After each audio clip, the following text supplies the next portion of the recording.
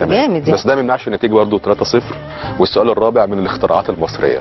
ايه ده؟ امال انت السؤال اللي فات ده ما كانش سؤال؟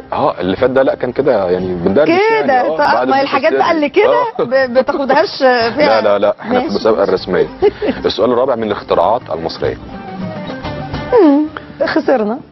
ما هي الوطوطه؟ الوطوطه. ارجوكي جاوبي عشان طيب بس الوطوطه بمعنى وطوطه البلدي بقى والشعبي. ايوه اختراع الوطوطه الشعبي. انا اللي عارفاه يعني ان دايما يقولوا لما البنت تتولد شكلها ارجوكي اما البنت بتتولد بيحبوا يوطوطوها، بيجيبوا وطواط ويذبحوه ياخدوا الدم بتاعه. تمام. ويدعكوا لها جسمها كله عشان ما تبقاش عندها. ده نوع من التجميل بحيث ان تبقى ناعمه طول عمرها. ايوه ودي اجابه صحيحه ودي اول اجابه صحيحه في البرنامج. لا يعني لا بتسقف لك والله بجد يعني. الحمد لله. 3-1. وانا كنت عايز اسالك برضو، هي تفتكري ثورة التجميل اللي حصلت في العالم وفي مصر، البلد كلها اعلانات قبل وبعد وسيليكون وكولاجين ونفخ ومش عارف ايه، ثورة التجميل دي تفتكري اثرت على شكل العلاقة بين الراجل والست في مصر؟ يعني عامله مشاكل او عامله مصلحه يعني بص هقول لك على معلومه. بص انا دايما طبعا بطبق الحكايه على نفسي الاول وبعدين اقول لك رايي. تمام. بالنسبه لي انا ومجدي الحمد لله ما عملتش مشاكل لان هو واخدني اصلا منفوخه خلقه. فمش محتاجه اتنفخ فمتعود. فبالنسبه له اللوك ده طول الوقت شايفه. بالنسبه للحاصل هي طبعا اصل يعني انت عايز تقولي ان هي اثرت ما بين الراجل والست؟ على شكل العلاقه. هل خلقت نوع مثلا من يعني معروف بالفطره ان الراجل عينه فارغه؟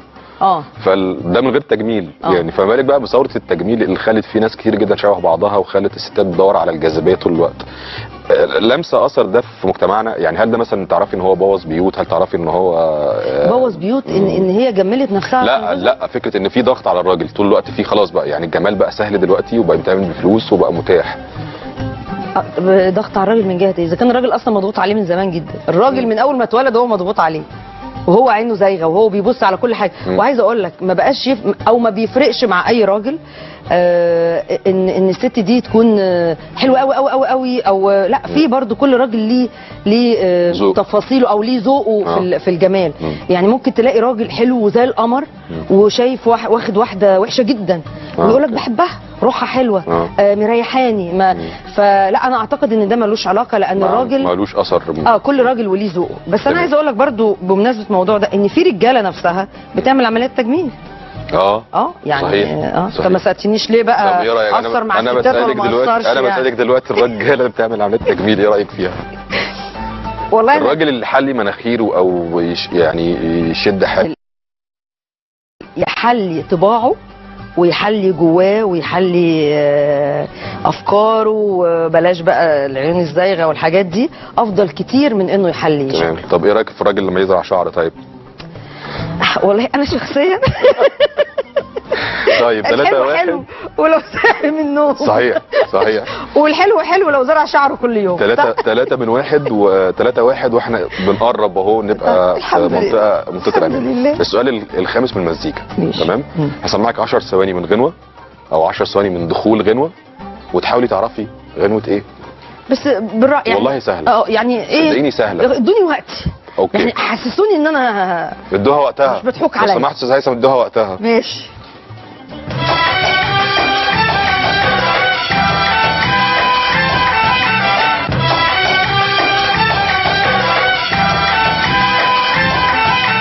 زحمه يا دنيا زحمه.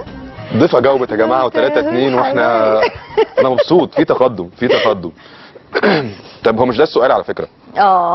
هو سؤال الغنوه دي الحان مين؟ شفت بقى يضايقنا بقى اهو ضايقنا اهو. مين؟ احمد عدويه. استنى بليغ حمدي؟ لا. حد ها؟ طب ما ينفعش تقولي الحد الها ده عمل ايه وانا اقول لك لا. مين طيب؟ انا عارفه ان بليغ حمدي عمل له حاجه. طب بصي انا هعتبر لك صح. يعني حرام والنبي، ده انا من اول عرفتها على والله طول. عشان غنيتيها كمان، وده يعني كرم ضيافه مصري مني يعني. بس هو حسن ابو السعود هو اللي ملحنها. السؤال السادس من قوه الملاحظه. انتخابات مجلس الشعب في مصر كل كام سنه؟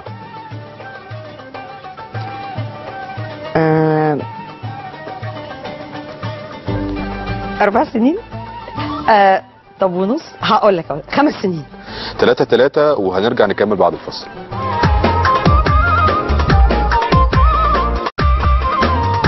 ثلاثة وفي السؤال السابع والسؤال السابع من فوتوغرافيا او من ارشيف الفوتوغرافيا في مصر. تمام، هوريكي صوره وتقولي لي مين الاثنين اللي في الصوره دول. اوكي، ابتديت اقلق من هم عريس وعروسه.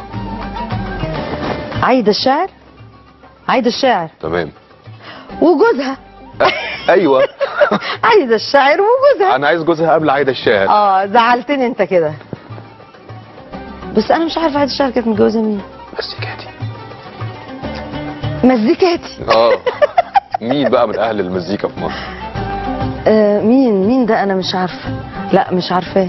بس احنا مبدئيا عايده الشعر، ليه ما نقسم بقى الاجابه بالنص؟ انت نص وانا نص. حد يبقى عارف العروسه مش عارف العريس؟ ايوه. اول حرف من اسمه ايه؟ وانا 4-3 ليا. ليه يا عم؟ لا 4-3 ليا. ده انا قلت عايده الشاعر. عايده الشاعر وده جوزها الملحن سيد اسماعيل.